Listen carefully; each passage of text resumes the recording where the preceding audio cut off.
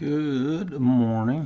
Hope everybody's doing great today. I got to double check my settings, make sure we got audio, and need to readjust OBS because it just does stuff that it wants to do and doesn't repeat those things every time I open up OBS. I've got to do I've been studying and learning OBS for about 7 or 8, 10 years now, and it seems like every update something changes. I'm not sure if you've experienced the same thing, but I'm fairly computer dumb. I've only been working with them since about 1985, so you know, you tell it to do something and it doesn't actually do it.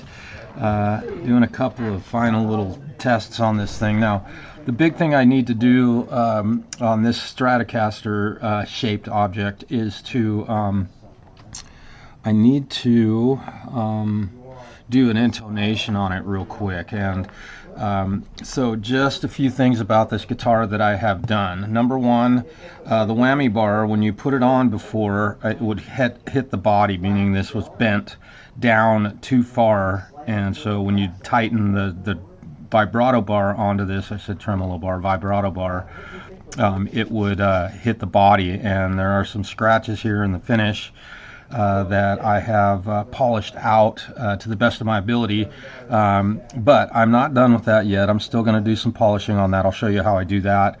I have cleaned and polished the frets, repaired all of the electronics. This thing, I don't know if it got like or Pepsi or Coke or some sugar substance dumped on it at some point. But these were all totally gummed up. You could barely spin the control knobs on it. Now they turn very easily, and I did replace this one tone control because it was so gummed up that no matter what I did, I spent some time trying to repair it. And if you're hearing little clicks, that's due to my speaker over here. I bought some new speakers so that I had stereo sound here. So that you can hear when I play the guitar, and so it should sound good. But these speakers that I got are just absolute garbage, so I'll avoid mentioning the name of that product, so that you don't make the same mistake that I did. Be very careful about buying affordable studio monitors, is what they're called ultimately. Let me close a couple of windows here. We'll get my computer running a little more smoothly, I hope. I've got Reaper open, and here we go. And I appreciate everybody. It is lower than recommended, but we recommend you use a set. Okay, well, that's fine.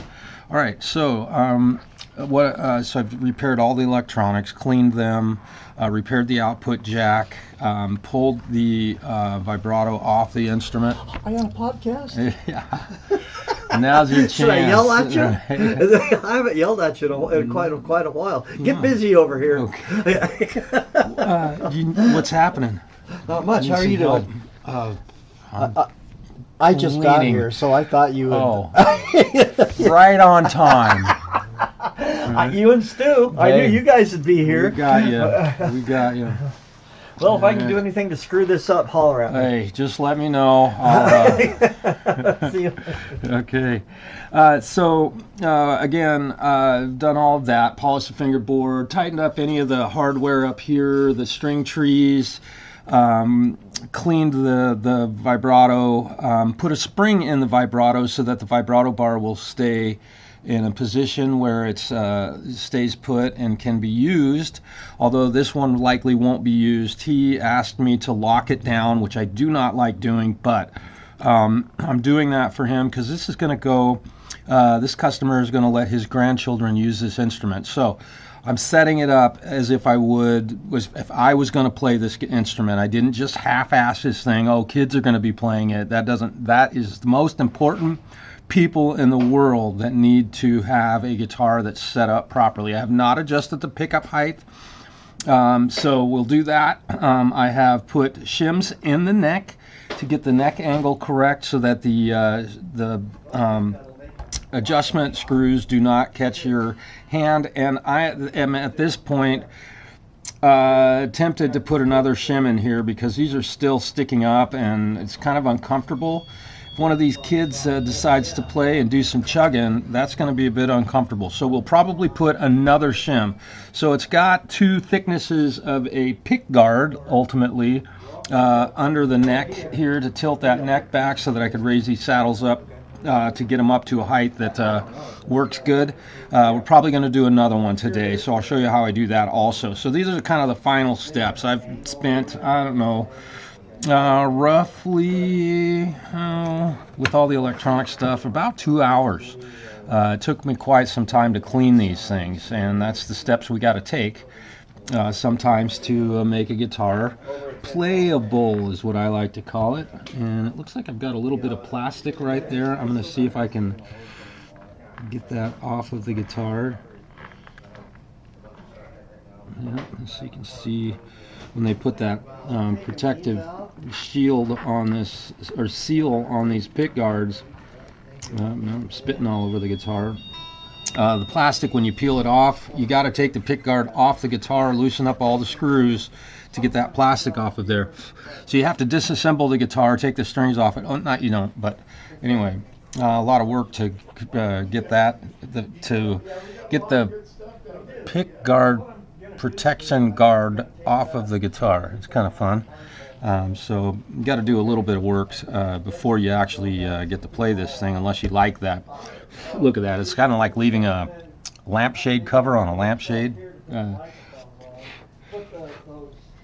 seeing some stuff. So we're all clean, so where should I start? Let's just start by redoing or installing a new neck shim in this thing, and I'll show you how I do that. I've got a piece of shim material right here. This is a piece of a pick guard, and I'm going to go ahead and pull the neck off of this instrument. Now I want to remind you all, well, you wonderful people watching right now, don't ever use power tools on an instrument. Some of these. All right, see you later, Josh. Hey, thank you. All right. This is just a future problem solver. Okay. It's a great old school CD player. And then these, I had the boys clean them up. They're ours. Oh, perfect. And did you see your amp? Oh, where'd The the Guyatone. Was it? That old Guyatone that you gave Scott years ago. Oh, yeah. He brought it back for you, brother. I think they put it. His oh, back maybe, in is that it? circulation. Yeah, I had them the old clean it. zip. Yeah, the And zip then was he gave us a couple of back stages. Yeah. So I cleaned that up and cleaned up the back stages, and I didn't know if you wanted to sell it or keep it. Alright. So, we're going to go ahead and do one more piece of a shim. Here I've got my scissors, and you can watch me do this. Obviously, I didn't take the strings off the guitar neck. You don't have to do that when you're shimming or removing a guitar neck. That's a completely unnecessary step. So save yourself the time of doing that. It's totally unnecessary to remove the strings from a guitar. Totally unnecessary. Now, when I use this stuff, I remove the sticky tape stuff. The paper in this can be compressed, and so you'll lose some thickness of your shim over time. The paper will shrink.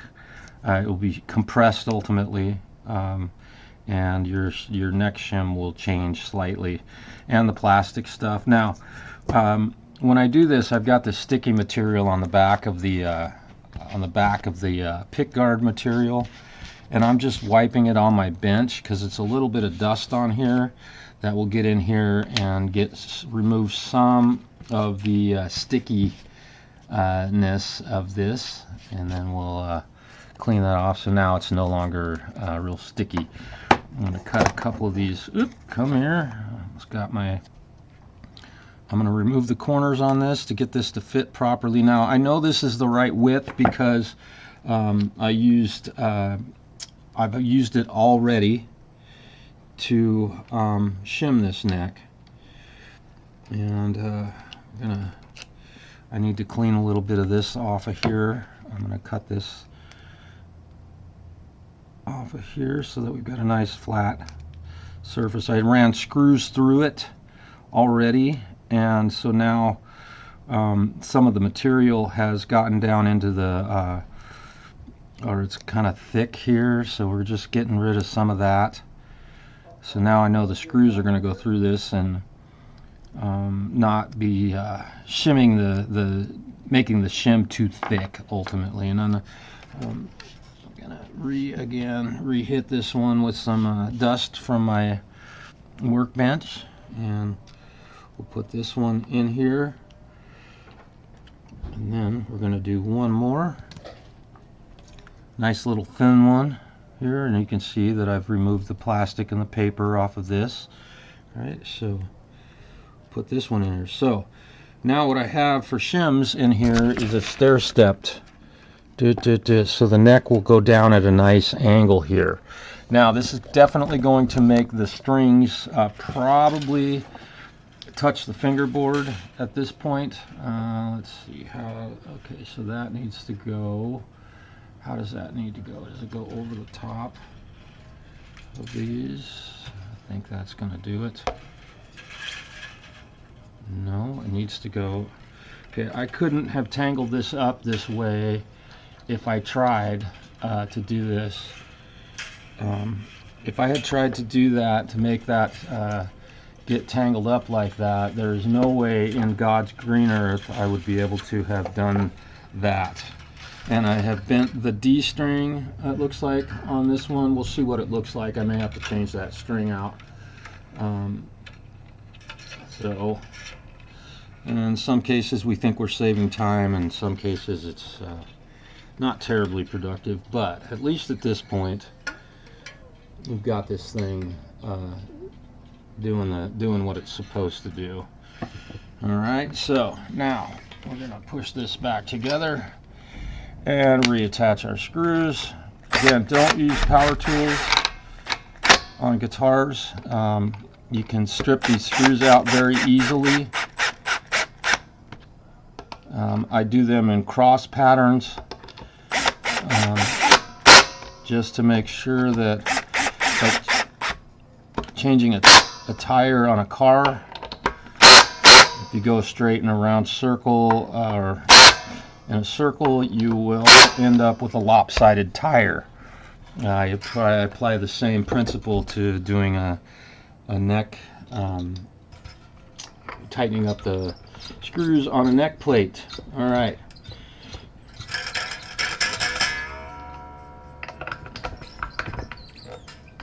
And, we're getting our strings all tidied back up.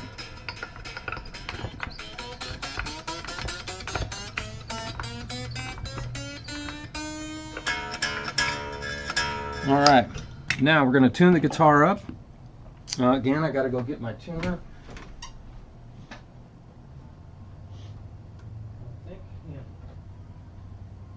Now, if you've watched my channel at all over the years, you've been watching me use this Snark tuner for roughly 8 years now. This one has survived. I've never broken it, and it has vanished for weeks, months on end, where it got borrowed and put on a guitar and moved to another location in the shop. But everybody here is pretty well aware that this one is mine, so I try and keep a good eye on it. Now,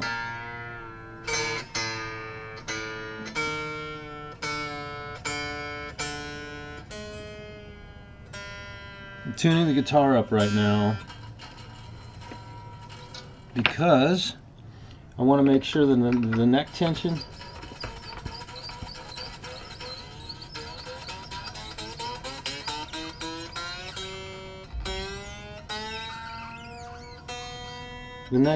is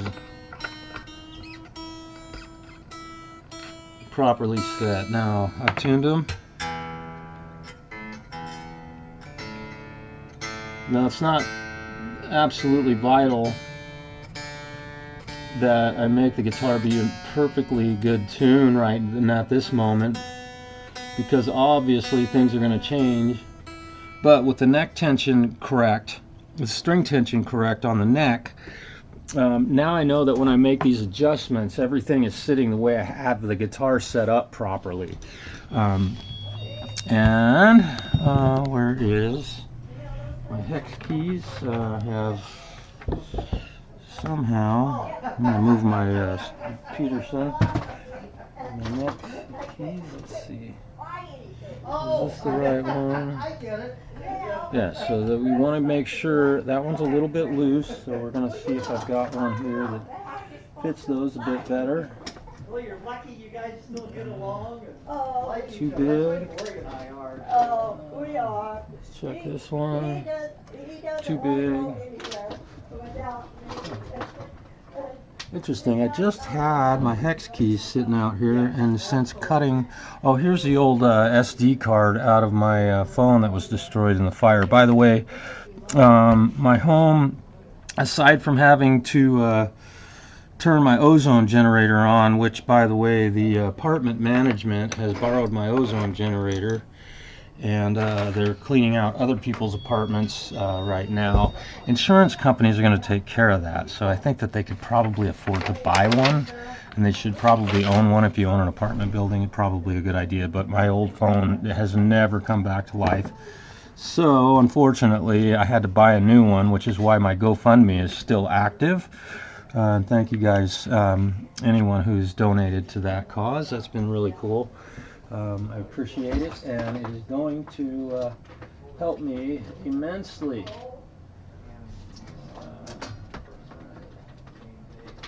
And I'm looking for the proper hex key, and I think this is the right one. And we're going to raise our string action to, we're going to have to reset up the string action. We're going to reset up the string action on this thing, and then we will get to the intonation. I'm looking for, on this one, I'm going to go with 4/64 on the low E string. And as you can see now, the strings are, or the set screws for adjusting the pickup or the saddle height. And we're at 4.5/64, so I'm going to call that good. Now, be really careful in doing this, if you're doing this to your own guitar, that you don't raise that up so much that you end up breaking the string. You do have some room to raise the pitch of the note, the pitch of the string, but boy, you can surely break one. Again, we're going to measure again. I'm looking for 4/64.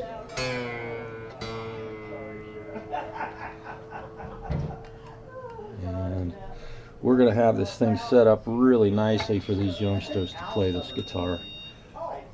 If you've watched my channel, you've seen me do this many times. Again, you want your saddles to be level with the top of the guitar. And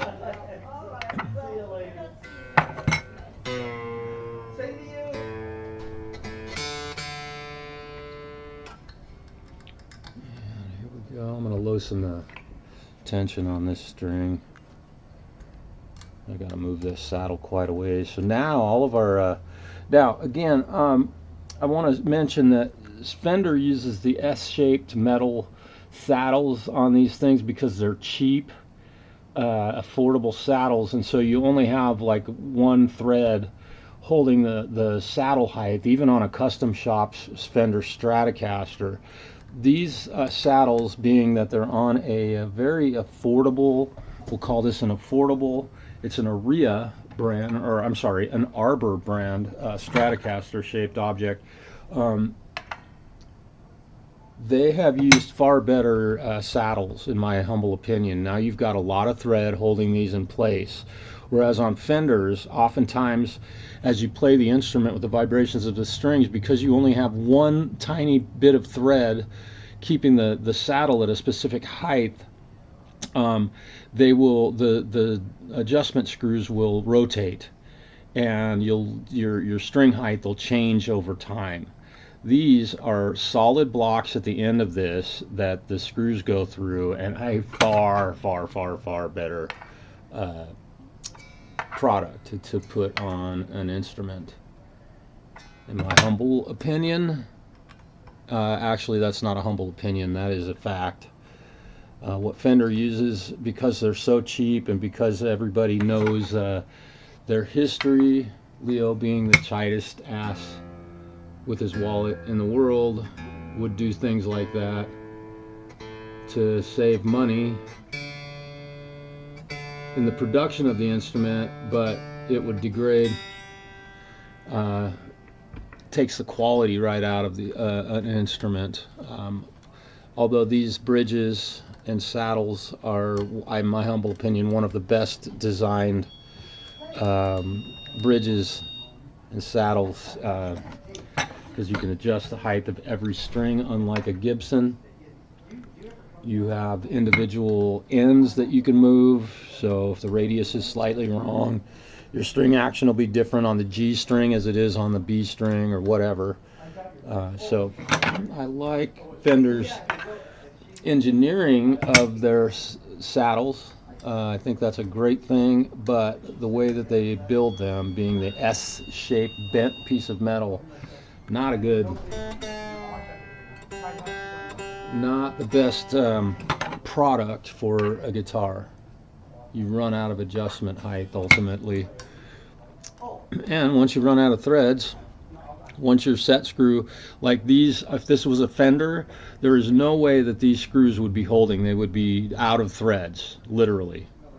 So there's no way that I could adjust an actual Fender saddle to this degree.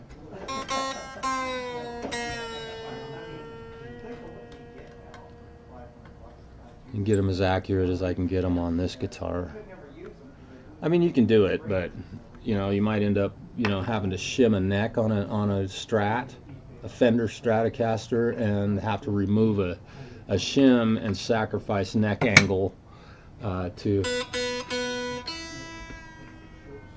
So again, I don't want to just focus on all the negative things about this guitar, but that is something that Fender should assess. I know that most professional players, including myself, change the saddles out for that reason.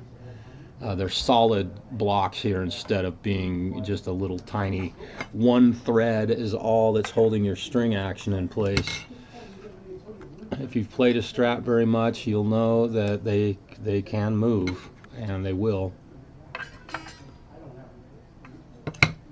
Again, I'm just making kind of a, not kind of, I'm getting them close, and now I've followed the neck radius, graduating the string height from 4 1/2 64ths, 4 64ths, about 4, 3 1/2, 3 1/2, and then 3. Alright, okay, so here we are. Let's tune her back up.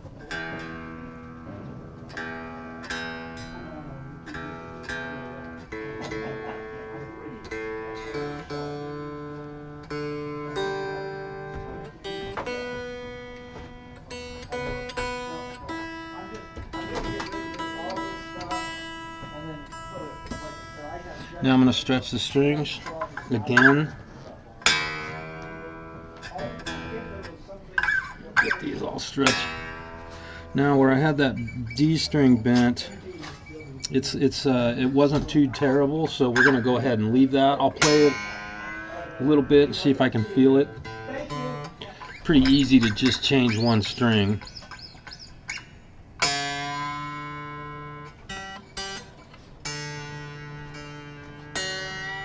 What's the verdict on that? I'm gonna go out and hammer this cage out. Does it work? Yeah, that works great. This cage is all I'm gonna make pretty. And He also did this wonderful noise test with this is a wireless driver. Oh, perfect.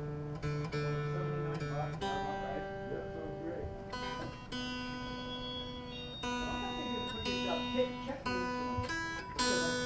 We have had a terribly busy holiday season, and when I say terribly busy, I mean that in the best way possible. And I want to just say thank you to those folks who are shopping at small businesses. Yeah, you may pay a little bit more for the product that you're getting, but you get our customer service that you will not get from a corporate shop. I think you all are aware of that. Customer service is terrible in this day and age. So we take care of you. It's been a busy couple of weeks here, so I'm going to play this thing a little bit right now. I haven't done the intonation on it yet. I just want to feel how the guitar feels. So let's just see. And I haven't really heard this guitar with strings on it yet. It was brought in and just it was in such bad shape that I didn't even bother playing it at that time. But now I can see that I've got my saddle's looking really good. And we'll see.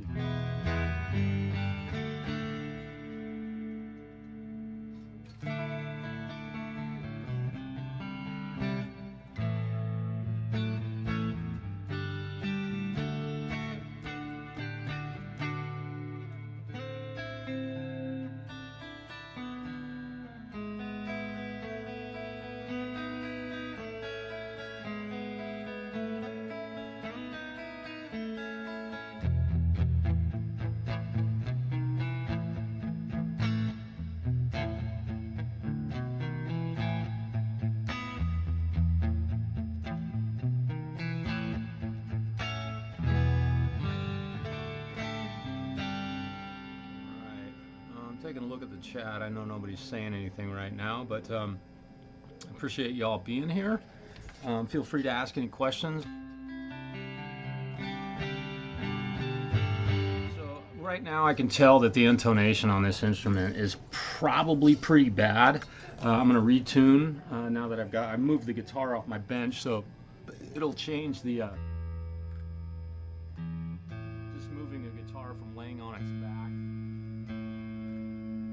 to a sitting position, or playing position, I should say, can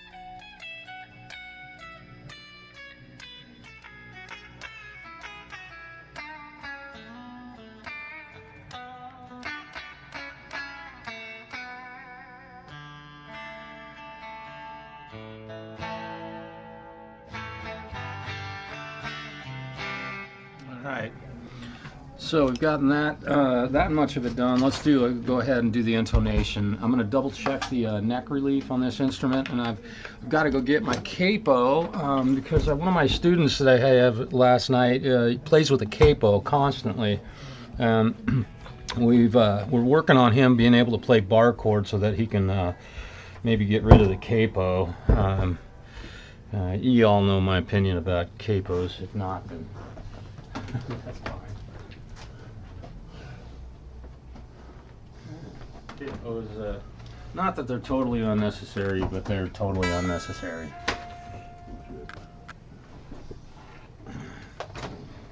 Alright, so neck relief. It's held overnight pretty well. I like it. I could probably loosen the truss rod. In fact, I'm going to go ahead and give it one little move here. This is a 5mm truss rod hex key, which I really enjoy. I like having that big Herkin hex key to use versus the little 4mm. Those have stripped out.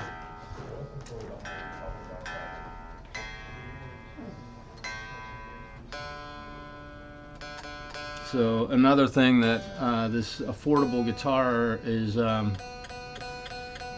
one way that this affordable guitar is actually better than a Fender custom shop guitar with an 1/8 inch hex key. Pretty wimpy. Alright, so we've got our neck relief. I'm going to check it again after making that small adjustment. First fret action on this guitar is really nice. Boy. And this thing responds so well. I've turned it way too far at this point, so about a 32nd or a 64th of a turn. Definitely makes this neck move. So they've my compliments, arbor on this truss rod. It works great. I'm going to retune the guitar.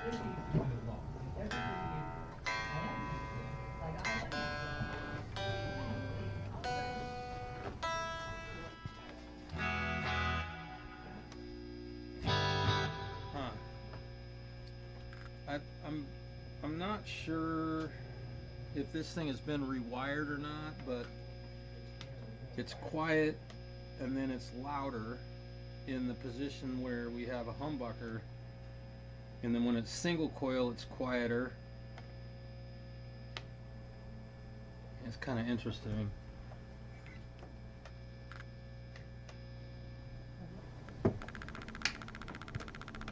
It's just my proximity when I'm facing this direction for my monitor.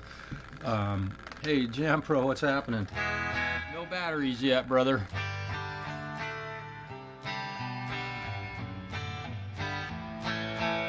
Alright, let's do some intonation on this thing.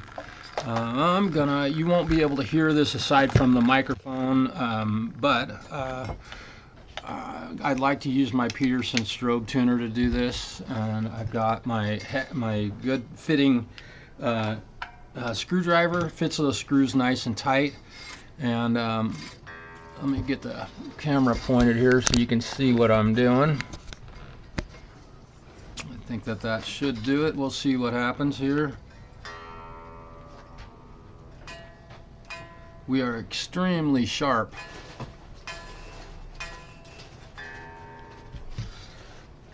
So we need to pull this saddle back, and I have to move it so far that I'm going to loosen the tension on the string quite a bit.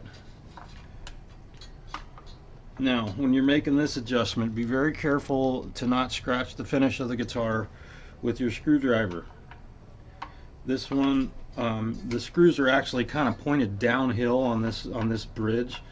What I'm going to do, because I have to move them so far, I'm going to make a preemptive strike on all of the strings. I'm going to get this one set pretty close. Come on. And then I'll adjust the rest of them just by eye. We're still a tiny bit sharp, so I'm going to move this a little bit further. Okay. Got to be careful of making these adjustments also that you don't break a string. Loosen the string tension a little bit on each string as you move the saddles back. If you're tightening them, it'll break the string.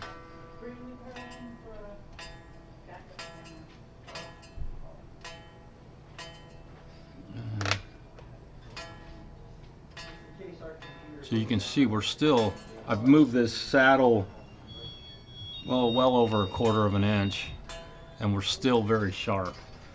So I'm going to have to move all of these quite a distance. And we're starting to compress the spring in the back of this thing. We may have to cut that spring a little bit short.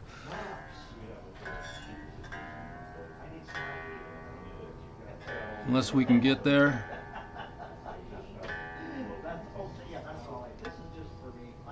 Yesterday I was here about 4 hours. We don't, everybody makes fun of me. Everybody makes fun of me for still doing these. So we're still very sharp. We don't want to be sharp. We'd rather be flat on an intonation setup. So having done all of that, we're going to loosen the string tension on all of these strings. And I'm likely going to have to cut the springs a little bit shorter back here, because now on the low E string I'm compressing that spring to the point that I don't think I can adjust it much further. It's just starting to squish that spring. So I'll show you how I deal with that, because you will run into this on a lot of Stratocaster style guitars. They place the bridges either way too far away from the nut or way too close to the nut. It's not an exact science. So now I've done all of that adjustment on this instrument, and I gotta now undo what I've done. I'm gonna go ahead and tighten these. And with the string tension off of the saddle, you can actually make these adjustments pretty easily. And again, I'm just kind of doing it by sight at this point, just because I kind of know what a intonation setup should look like, at least close. And we are getting down to the point that I'm hoping that some of these are actually going to be sharp a little bit, because I am squishing the springs back here. I can't adjust them much further than that. I'm hoping that I don't have to cut all the springs on this guitar, but this is what it takes. You can see it's a lot of work.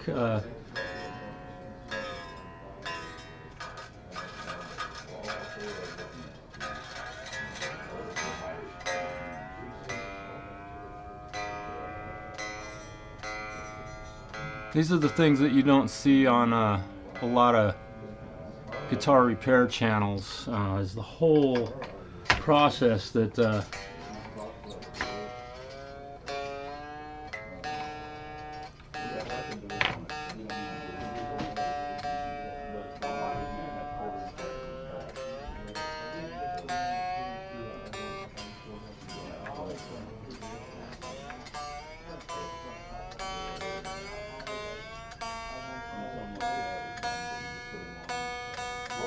pretty boring.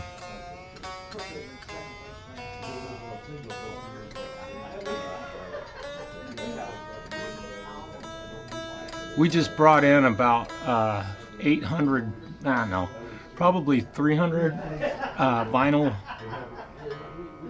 records yesterday. We had a good friend of mine who happens to play in my band, was getting rid of his uncle's record collection just because it's too much stuff in one spot. So we have a ton of vinyl, and that's used. A lot of it's in really great shape, and I have a very good friend that I grabbed this album for, because this thing has like 5 #1 hit singles on it. Well, at least 3 for sure.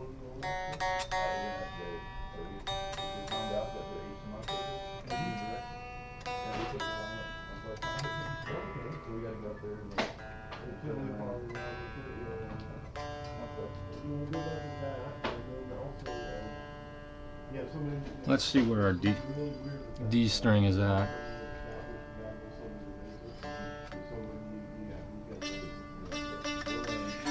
Alright, so now in moving these saddles, what's happened is the string action has lowered slightly, so I'm getting some fret buzz. So again, we're gonna have to reset this thing up again. Yeah, I'm doing an intonation. Manic Murph, yeah. And I'm, in the process of doing this, I'm shimming the neck because the neck angle was completely wrong on this. And we're just checking string action and such. So on the D string, if I fret this, you can hear that it's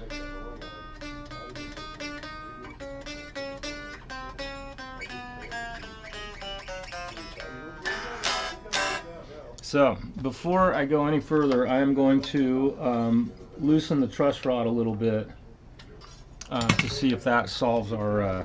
It doesn't bend much up in here, but that tiny move definitely made it a little better. But we don't want too much neck relief, because then our string action out in the middle of the guitar neck becomes a little bit too high. So what I'm going to do is, on every string, I'm going to do a half a turn on all of these set screws, just a half a turn. I know that my saddles now are flat, or level I should say, with the top of the guitar, and so I'm raising the string action a half of turn on each one of these, and I know that if I do it on both sides of each saddle, that my saddles are going to remain exactly the way I put them to begin with. This is a little trick that physics kind of take over at this point, and if you're making small string height adjustments, this is one of the best tricks in the book. Turn each screw the exact same amount, and a half a turn on one of these screws is raising the string action maybe 1/128th of an inch or so.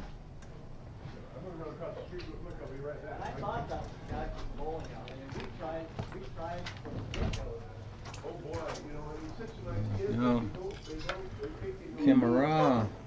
Bam. So now I got to retune the instrument. So you can see this guitar, what it's going to cost to have this thing set up properly is definitely more than the guitar is worth. Likely. How much would you pay for this instrument? And then how much is 2 to 3 hours of my time worth? Right? We try not to do that, but in some cases, there's no two ways about it.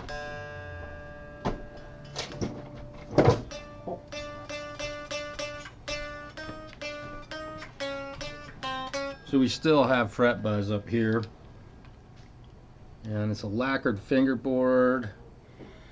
So we are going to have to, unfortunately, probably this fingerboard probably has a ski slope shape to it, ever so slightly. I did not do a fret level. I offered to do that for this customer, and he didn't want me to do it. Hey, excellent. What did I get? Oh, I think I got some batteries. Ooh, I gotta open this box real quick. Oh yes. Okay, so here's another little detail. Y'all know that not only do I work on guitars and play guitars and teach guitars, but I also play in a band. And I don't know if Jampro is still here, but this will be real interesting for him to see, because I just got some rechargeable batteries for, oh boy, I gotta put a new blade on that thing. That's bad. For my new stereo IEM rig for my band. So we're going to take a look at this and see what this consists of. Boy, that's teeny. My goodness, look at how thin that is.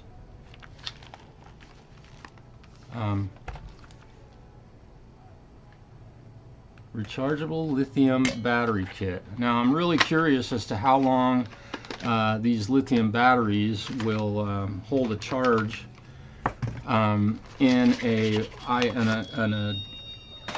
musical. Oops, I better not throw that away. All right, so we've got the. Let's plug this thing in. We'll see how. Oh, I've got a. I usually have my own. Yeah, here it is. All right, so. Let's see what happens here. Alright, so they're all green. Might as well do this real quick while I'm at it. The goal on this guitar ultimately in getting it done, obviously it's going to be something that is will be in the hands of kids around the Christmas holiday. And so I've got to get this thing done, and it will be done today, I believe. But I want to take a moment. Can I have a moment for myself, Please. Remember the song, the movie Parenthood, the kid with his wubby? If you've seen that movie, it's awesome. And I'll take a look at the chat here in a moment. So negative, there we go. Here we go. Power Owl, pretty affordable batteries, but they're rated at 600 or 3600. What is it? Not millivolts.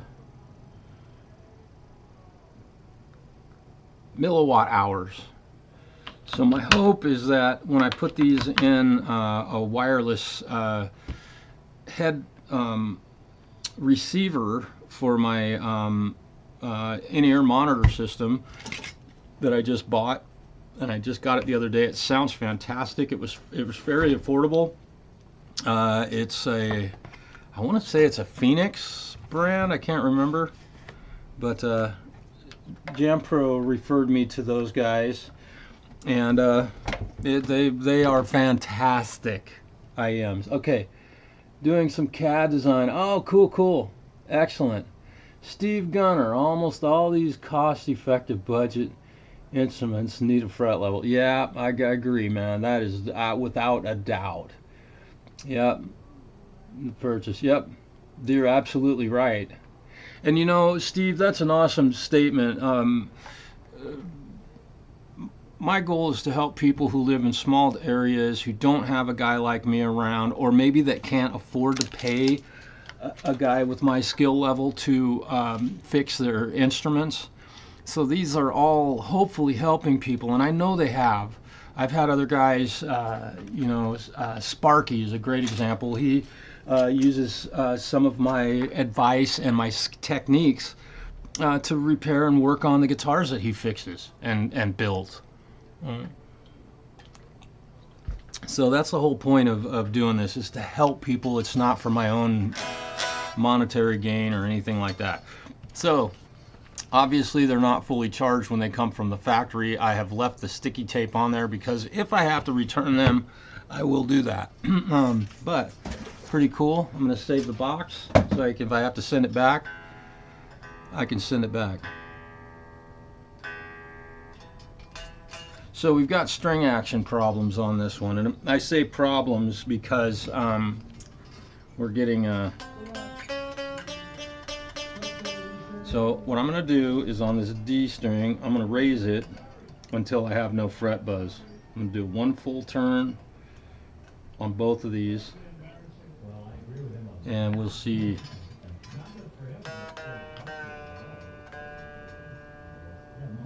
We'll check the string action at this point.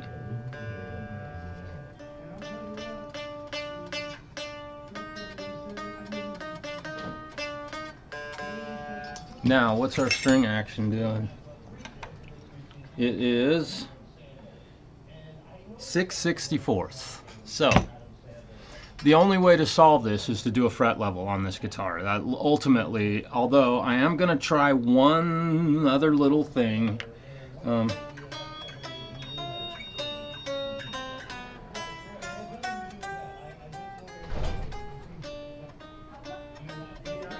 So I may be able to tap this fret and solve this, because that string action, 6/64 at the 17th fret on a Stratocaster style guitar is way too high. So yes, I'm hitting a guitar with a hammer and the neck wasn't supported. Sue me. Let's see how much damage that did.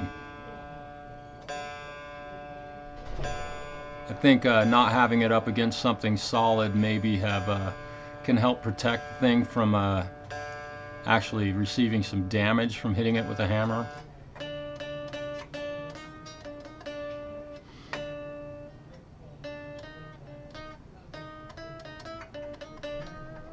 Right. So just doing that has solved some of the problem. My hex key. I'm going to remove that full turn that I put on that string. Again, I'm just moving these the same distance each time so that I know that they're still sitting level.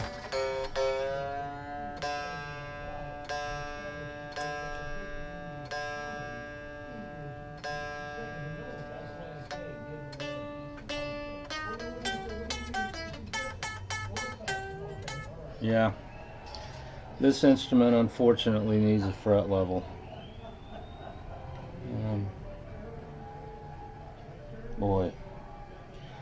Okay, my hands are tied at this point because he doesn't want me to do a fret level on this thing because he doesn't want to afford it.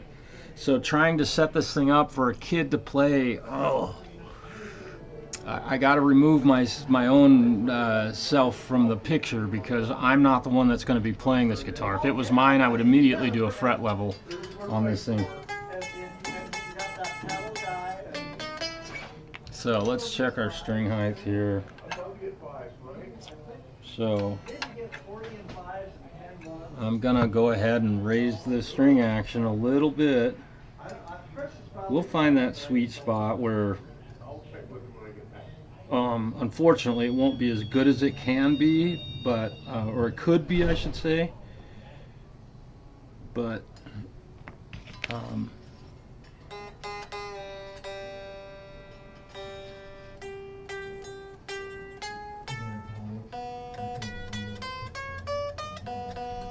so we're just going to raise it on all these unwound strings about a half a turn from this point. Let me check our string action again.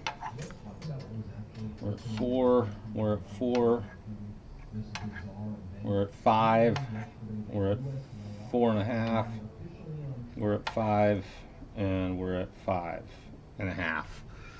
Higher than I like, but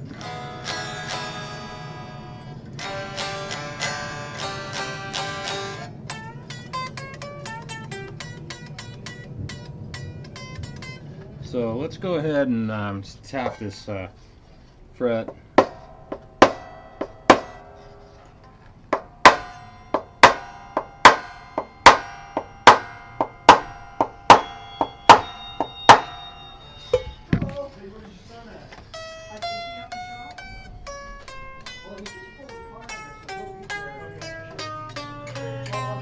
Alright, let's go ahead and tap.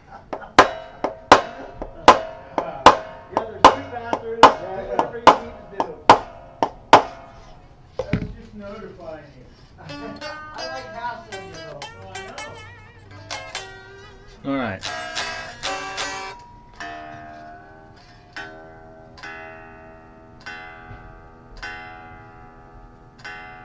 I think we're going to call that a day at this point. This time is starting to add up, and man, I'm trying to keep the cost down for this gentleman. But, you know, my fear is that we're going to hand this to a kid that's going to want to learn to play guitar, and he's going to run into these little things that I'm finding that I wouldn't necessarily love about a guitar doing that to me.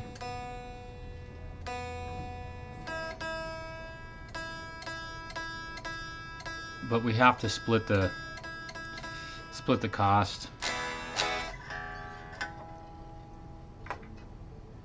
Let's see. Curious, what is the cost of this guitar? It's an Arbor electric guitar. 6416R is the model. So it's an Arbor 6416R. I have not looked it up, but I'm guessing brand new from Guitar Center, which is probably where this, or from Walmart, I don't know where this thing was originally bought. I'll bet you it's under $300. I'm guessing. Hey, Charlie Gabaldon, hello. Good to see you. So if you'd like to look that up, I'd be curious what you'd find, Steve, if you're still here. I know that not everybody can stay and watch for the whole broadcast, and these do tend to take some time. And on Wednesdays, I'm only here at the shop until 2 o'clock, so I've only got that much time. Boy, but I'd like to get this done. And also, I'd like to convince the guys that I work with that when they borrow something like this, that they put it back on my bench, because I don't like to have to leave my bench to go get something else that should be at my bench anyway. If you borrow something, put it back. You know, also they can go get their own bottle of cleaner, but they borrow mine for some reason. I don't know. Anyway, that's a little annoying sometimes. I don't like to have to look for my tools when I wasn't the last one that used them. Okay, so let's check our intonation again.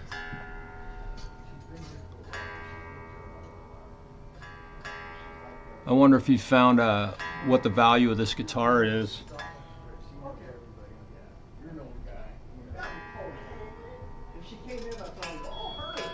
So we're still very sharp.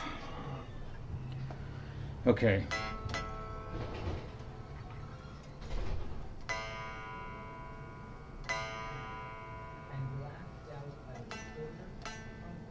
Okay, so I'm gonna try to tighten this E string, see if I can get this saddle to move a little bit further. I'm really having to reef on this. And I'm squishing so I did get a little bit of movement.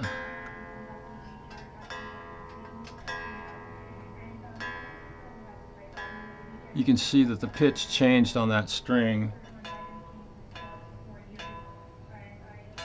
We're still sharp. Okay.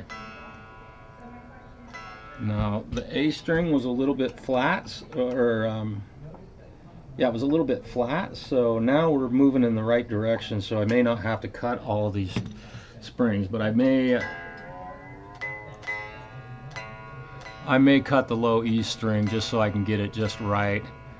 Although for a new guitar player, how important is intonation? It's vital. If they have perfect pitch and I don't know it, which young people, a lot of young people are born with it, that could really bug the hell out of them. They have to hear their guitar being out of tune. It happens. There definitely are those people that are born with perfect pitch. So I'm making some small adjustments right now. Preemptive strike.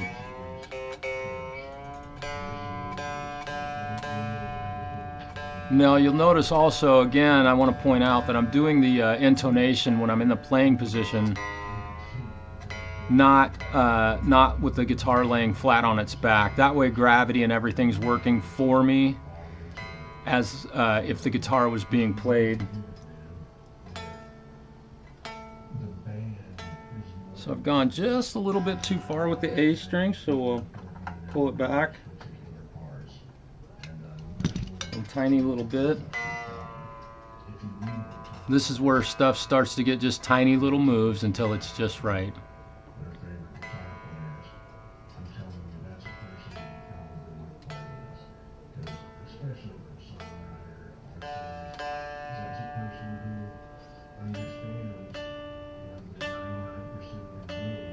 As you can see, by making these tiny little moves, I have gotten really close. Just because I've done this so many times, I know where the saddles should roughly be.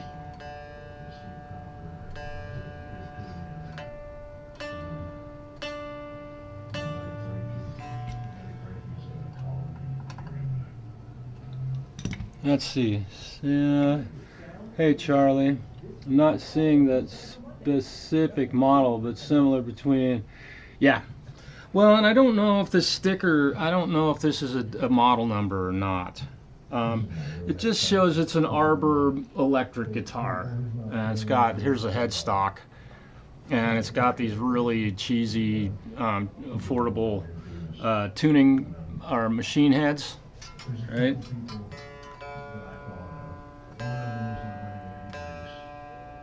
But yeah, $200 to $300 probably is what I would say this thing is worth. And the amount of work that I've got into this, now if I charged what I usually charge at $95 an hour, how long have I been on the air right now?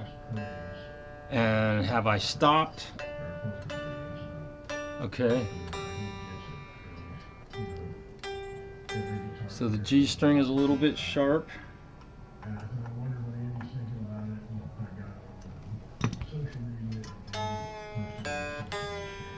Now, when I get this thing done here, I'm going to play it a little bit.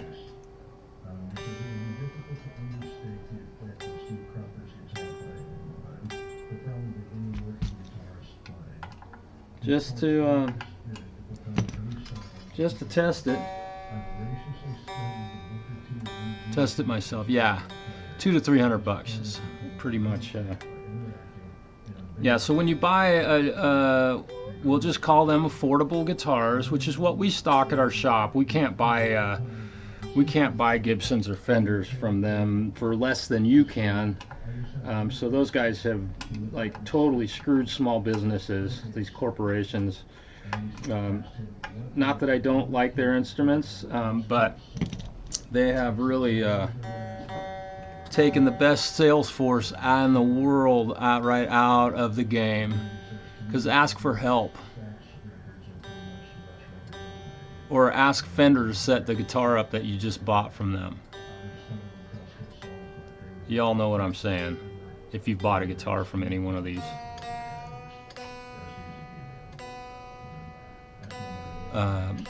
Corporations. Not a person, a corporation. I love my Fenders and I love my Gibsons, don't get me wrong. Love playing them.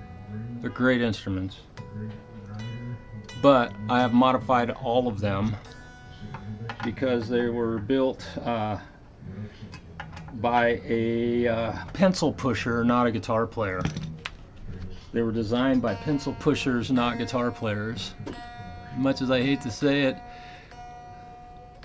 if they would listen to us, their quality would be back. Harley Benton is absolutely blowing Gibson right out of the water. I love Glenn Fricker, and he is dead on the nose because I have Harley Bentons here in my shop for sale.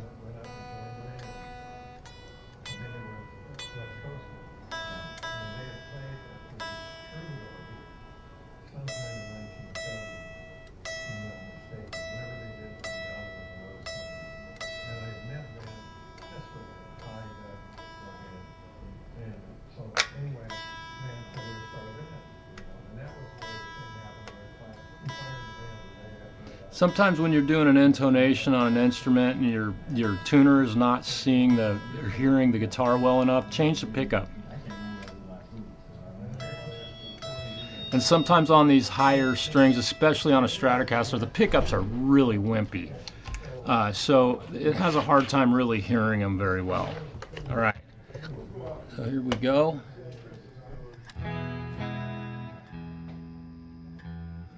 Hopefully you can hear that okay. Oops, you almost said tuning heads.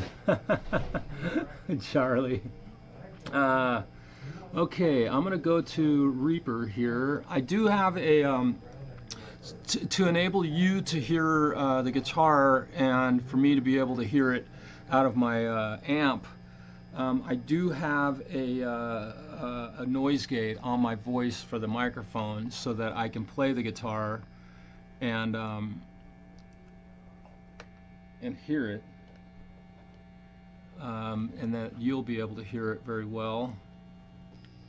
Okay, so I'm going to go into my guitar amp sim, turn the noise gate up. I'm going to use a different. I don't want to use archetype, but let's use.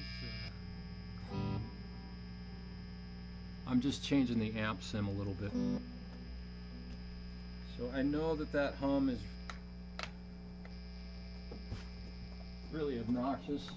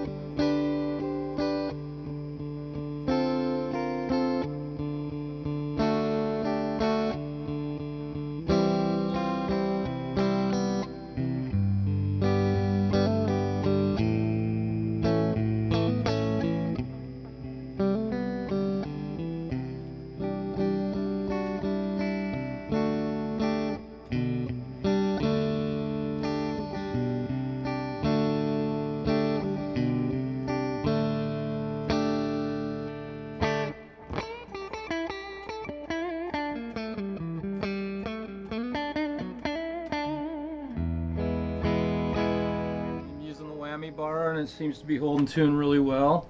Now, one thing I have not yet done is set the pickup height. So let's do that real quick. They look pretty close. That one's perfect.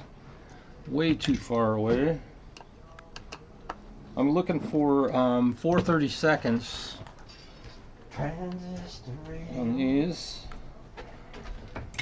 And I use the line, actually the line touching on the bottom of the string. I don't leave the string above the line on my ruler. I want it literally touching that line. And these pickup adjustment screws are doing a really great job of moving the pickup properly. And of course, these have probably never been adjusted to proper heights.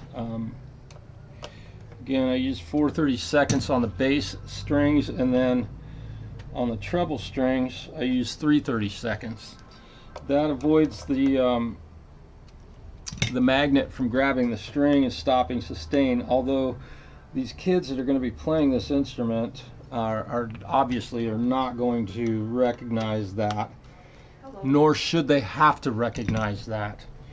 Buying a kid a cheap guitar that's not set up properly is not doing them any favors. You've just cost the world a guitar player.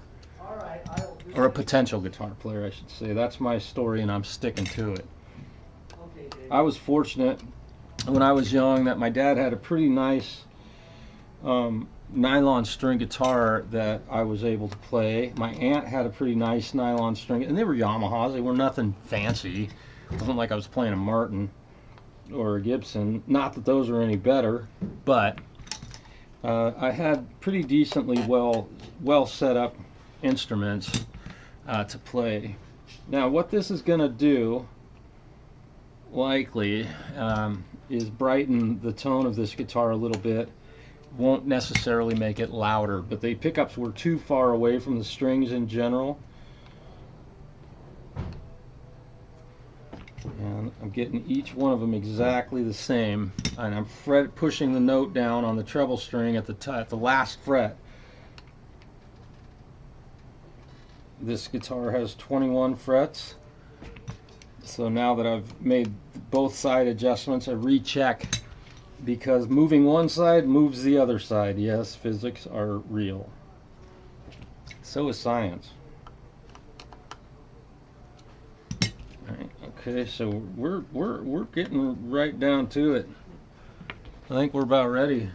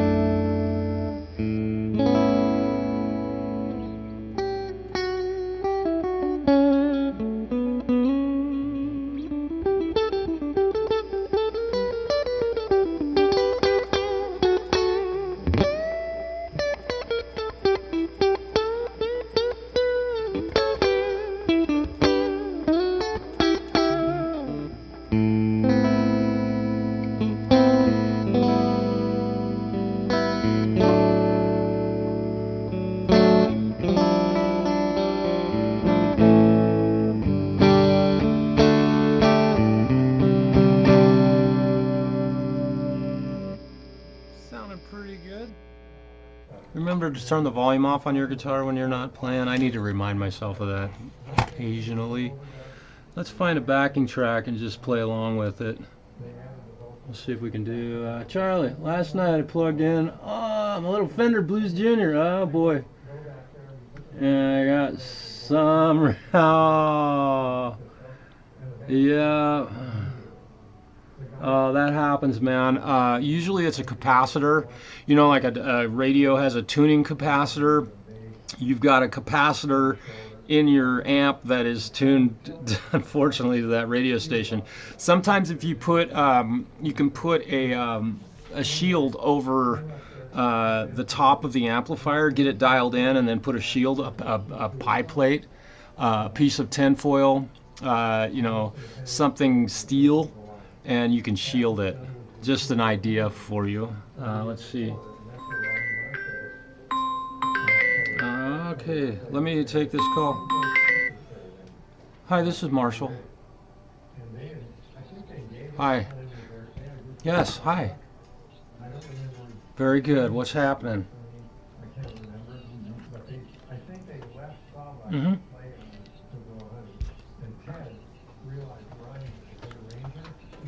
Okay. Oh. Yeah. Oh, that would be a, yeah. Well, let's, you know, I know you guys do pretty high quality stuff all the time. You know, he's got, you know, such a great guitar. Let's get him something nice, you know. Let me, let's see. Now, Maury, I'm going to be leaving the shop today at 2 o'clock. I've got doctor's appointments and stuff to go to this afternoon. But, so what's your schedule looking like? His birthday is this weekend? Okay.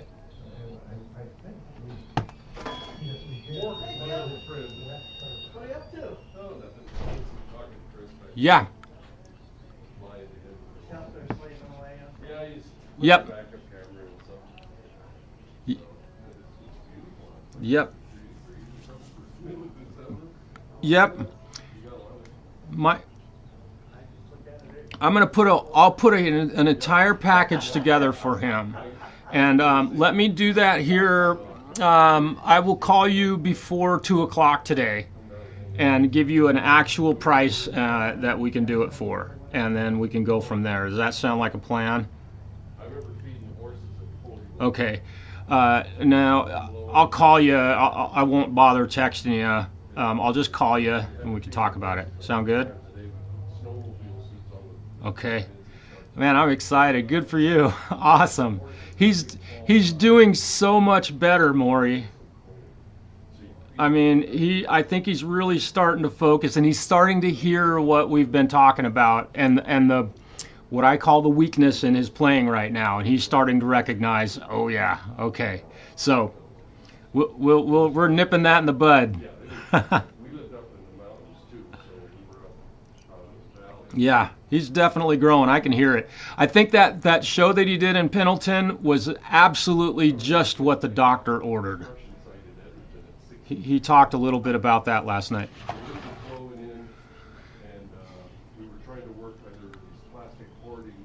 Yeah.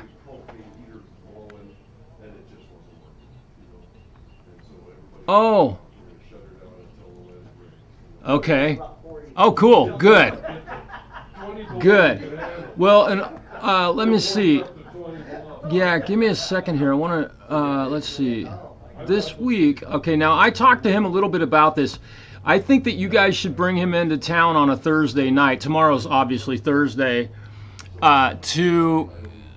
Okay, you should bring him in because he's going to be in a room with his peers.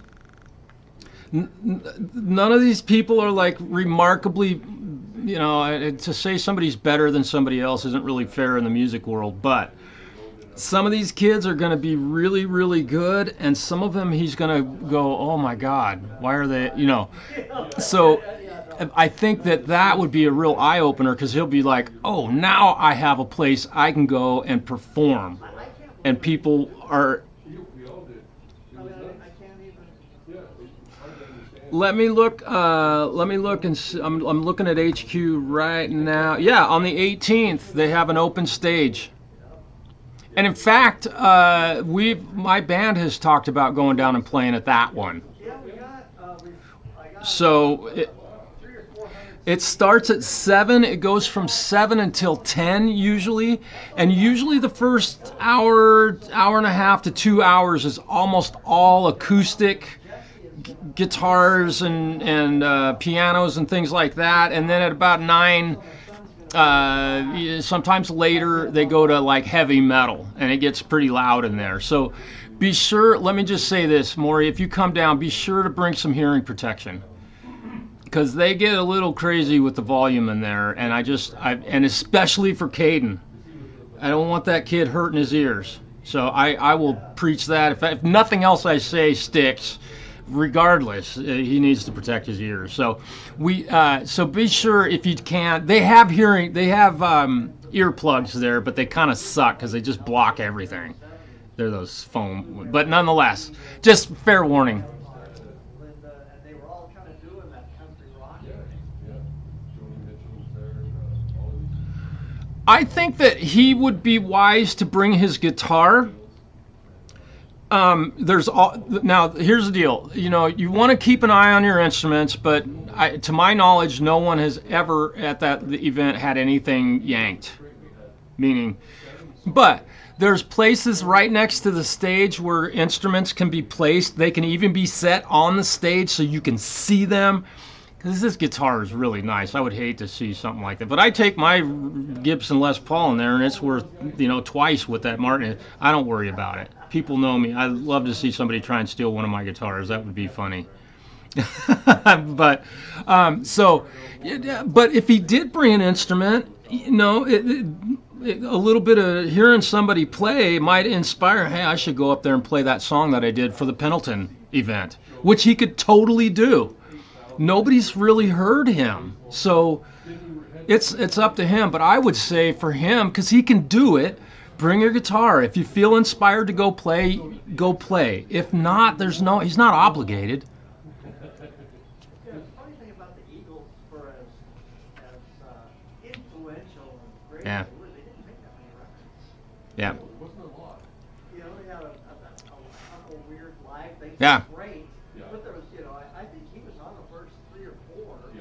And then I think they only made 1 or 2, maybe Hotel California and the long one. And performs them better.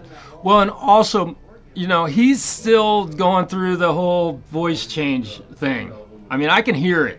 I don't know if you can, because I only see him once a week. You probably aren't, but I'm hearing his literally. And after all of the discussions and the focus that we put on his voice and his guitar playing, I'm definitely hearing that. So that's going to calm down a bit once his muscles and his, stop growing. He's 14 now, right? Yeah.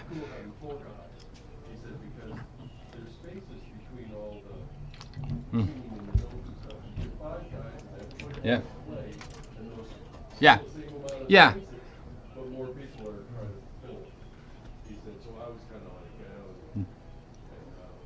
Yeah. Yeah. Well, and I'm really proud of him. He played some stuff, and he was writing a song last night, and he shared some of that stuff with me, probably things you may not have ever heard yet. So sometimes I'm privileged to that stuff, being an instructor, not dad, So he's got some really good stuff that he's got in mind. And so, we're just going to work on developing all of that, and, it'll be a learning process, of course. And he's working. I can tell that he's working on stuff. He didn't get to play last week. You guys were in Vegas or whatever, or he was.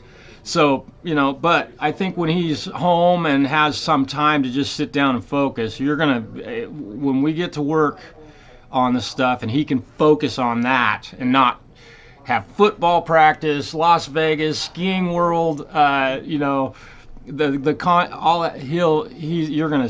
it's gonna blow. He is learning fast, so I'm really lucky to have him, and I'm proud of him for the work that he's putting in. Yeah. Oh man, I want nothing more than to. Yep. I want to see one of my students go. And I've been teaching a lot of young kids, and I have a few right now that are really extraordinary players. Your son being one of them. You know, so yeah.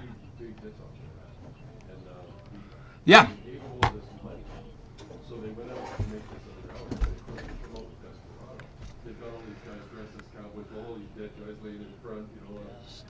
That's the thing. He goes to HQ and meets a few of those people and does a little bit of socializing, meeting some of the people that play. Something could happen from that. I mean, and something great could happen from that. You know, you won't know unless you try. And he wouldn't know if he could play guitar if you guys didn't put one in his hands. You know? You know, so... Okay, let me, I'm working on a guitar here. I got to get back to it. I'm going to call you with a number on that PA system for him, and I'll let you know, and then we can make something work for when you guys, works for you guys to come in. Okay? Okay. All right, that's great. I'll call you and let you know, and we can talk about a time. I'll meet you here for sure. All right, Maury. Yep. All right, bye-bye. Okay. All right.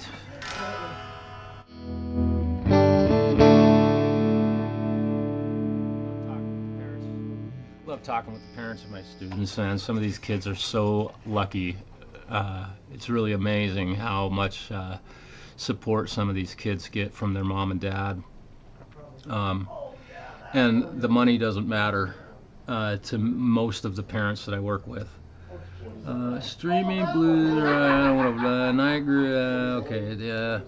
I go to this guitar backing track search that I've done, and I always get the same backing tracks. Minor blues, A minor 7. Let's try this.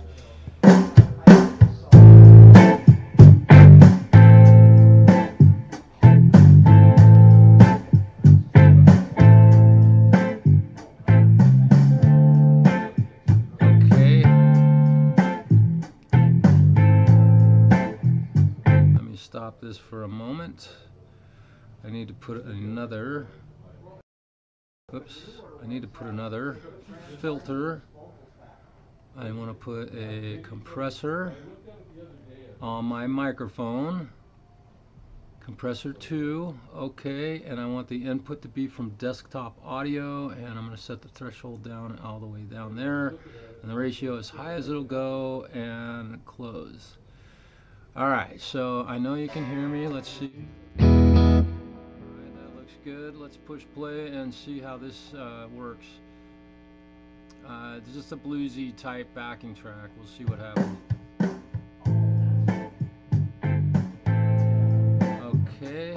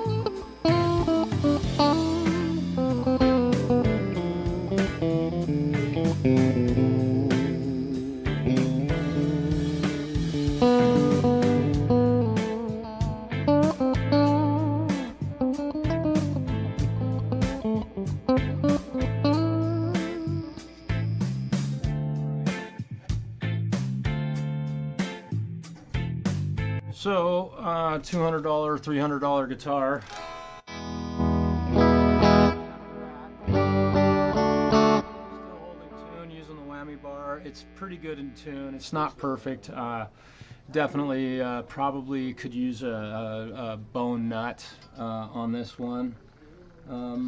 But I'd say she's in business, so we're ready to send her home, I think. So y'all have a really wonderful day. Thank you all for being here. Let me check the chat real quick. I know listening to me play is not terribly exciting. Not a Dumble. Oh yeah. TS9 clone. All right.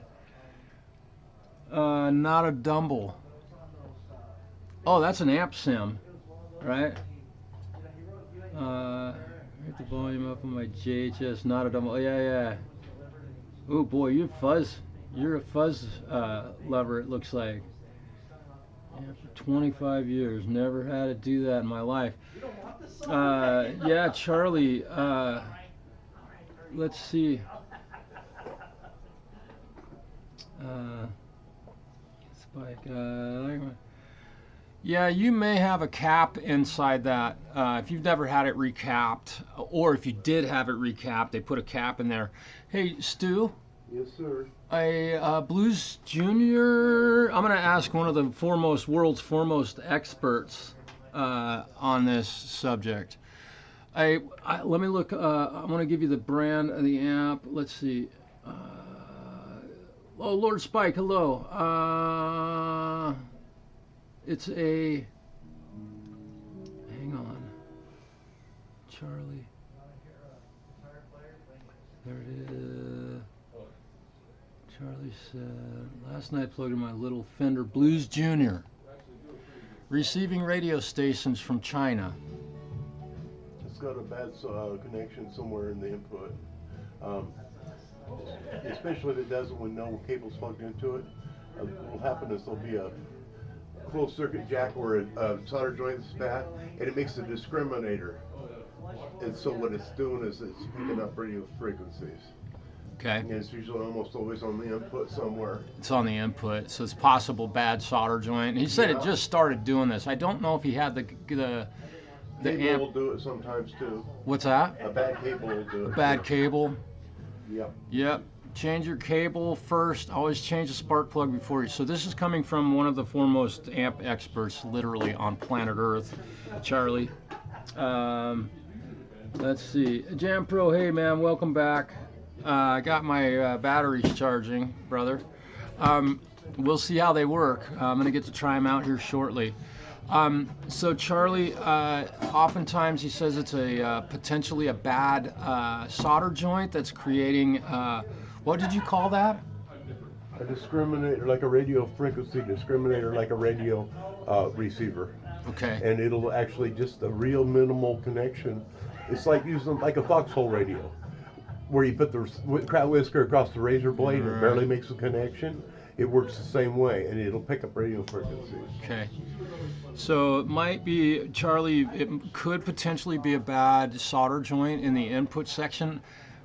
Although also this radio station that you're picking up may have recently been introduced to the world, and so it didn't ever do this until now, or the specific location you're at, but you've got something acting as an antenna. Change your guitar cable would be my first recommendation. If you've got a bad solder joint, your cable will work just fine, but that solder joint or frayed cable in there could potentially cause it to act like an antenna. And a guitar cable ultimately is a big antenna waiting for RF. Check the cable. Man, I would love to know what the result of that is, Charlie. You know how to reach me for sure outside of YouTube. All right, so I think I'm about done for today with the broadcast. I want to say thank you to everybody for your generous support of my channel.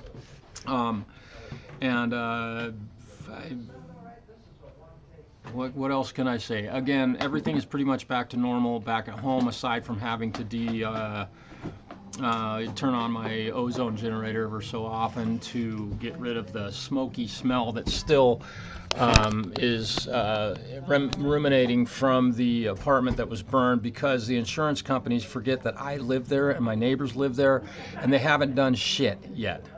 They have billions of dollars and they haven't gone in there and fixed this apartment yet, and they need to do it because it's becoming a legal matter, which it didn't have to, but that's what insurance companies do. They love paying lawyers. So as far as that goes, you know, it's not bad, but it's uncomfortable. We hope that we see you soon, and I hope everybody has a really great day today. And I'm about to get to work on another item here. All right, you guys have a great day. Do it for Dime. We'll see you soon.